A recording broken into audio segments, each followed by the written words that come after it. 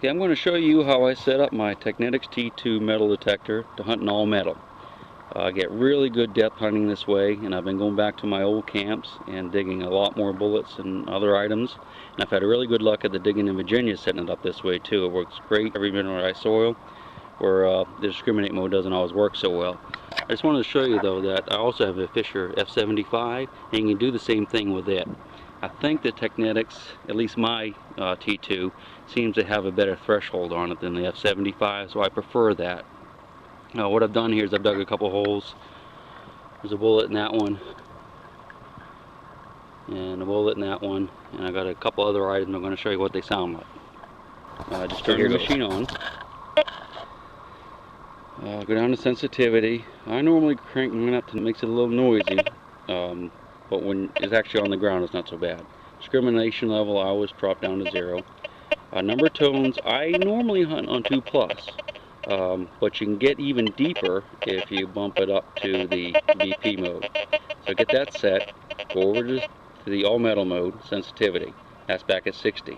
Now I'm going to go ahead and crank up to 99 because I like it at 99. Okay, hum level, I just leave where it is.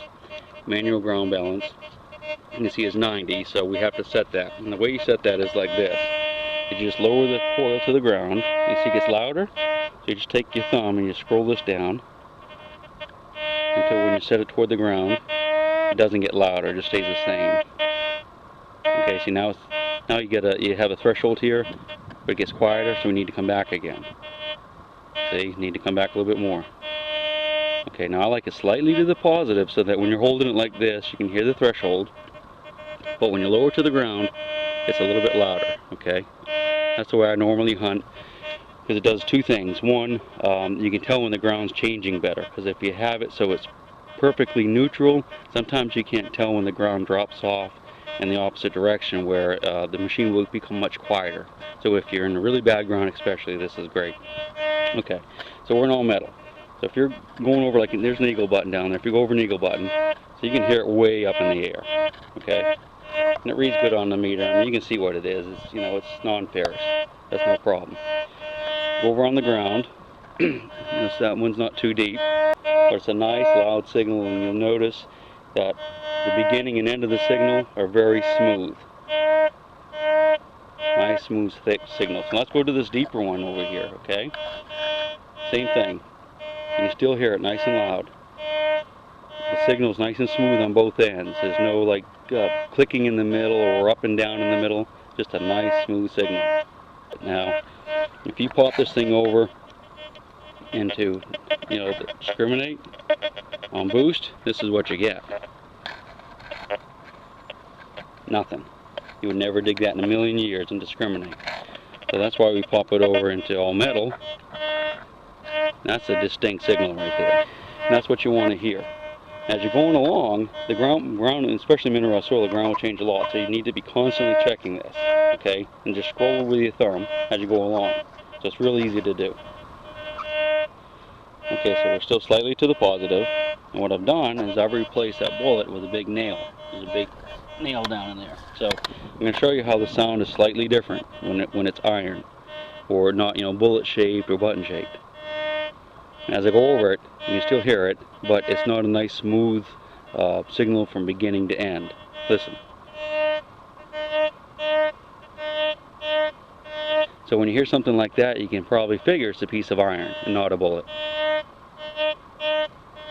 Here's the bullet again. Listen to how the signal is nice and smooth, and I'll lift the loop up a little bit. There's no wavering. Nice and smooth. Here's the nail again. And what you might want to do is get on a 45 and try it. Now that sounds a little bit better on the 45. And if that's all we heard, I might say that could be a bullet. But we're going to just turn a little bit, and it starts to break up. So we know that's a nail. Now a bullet won't do that. See, it'll be nice and solid all the way across the spectrum of sound.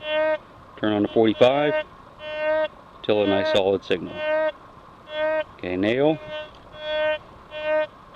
See, it's different. It's wavering a little bit. That's not too bad that way. As soon as you turn, it starts to waver. That's how you tell. Here's a button and a nail side by side. Let's see how it sounds. Okay, so that's a nice good signal. But see, it's still reading that fine, even though it's right next to that nail. And that's about it. That's how I set my T2 up to hunting all metal. I've had really good luck with it. If you do the same thing, you will dig more relics. You'll dig a lot deeper stuff. It's not quite as easy to use when there's a ton of iron around. But when the signals are a little bit more scattered or the ground's really bad, I highly recommend that you go over into all metal and crank it up like I showed you, and you will dig a lot more relics. If there's some part of this video you didn't understand or didn't make a lot of sense, just write me and let me know, and if it's a total disaster, I'll just redo the video for you. But I hope that was enough to get you started, and I hope you have good luck out there.